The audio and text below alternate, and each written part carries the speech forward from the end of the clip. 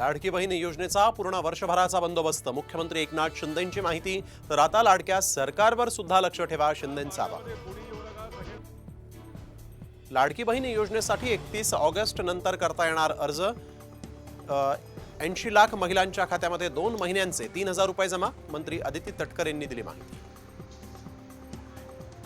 बीडमध्ये रस्त्याच्या मागणीसाठी पालकमंत्री धनंजय मुंडेंचे पाय धरून आंदोलकांची विनंती।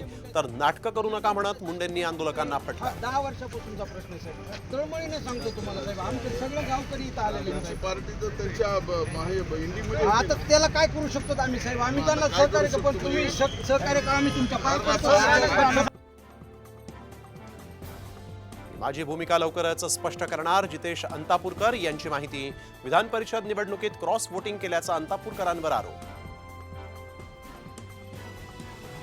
राजकारण्यांकडून फारशा अपेक्षा ठेवू नका, त्यापेक्षा मला जबाबदारी द्या, मी तुमच्या अपेक्षा पूर्ण करतो। राज ठाकरेंचं पुस्तक प्रकाशनादरम्यान वक्तव्य। रिपाई पक्ष महाविकास आघाडीमध्ये सामील होण्याची शक्यता। सरचिटणीस राजेंद्र गवई यांनी घेतली काँग्रेसचे प्रभारी रमेश टेन्नितला आणि बाळासाहेब थोरातांची भेट। धाराशिवमध्ये जागा वाटपावरून महायुतीत भाजप विरुद्ध शिंदे वादाची शक्यता। मूळ जागा सोडणार नाही, तानाजी सावंतांनी भाजपला ठणकावलं। नागपुरात इंडोर क्रीडा संकुलाचं उद्घाटन। चंद्रशेखर बावनकुळे आणि फडणवीसांनी लुटला बॅडमिंटन खेळण्याचा आनंद।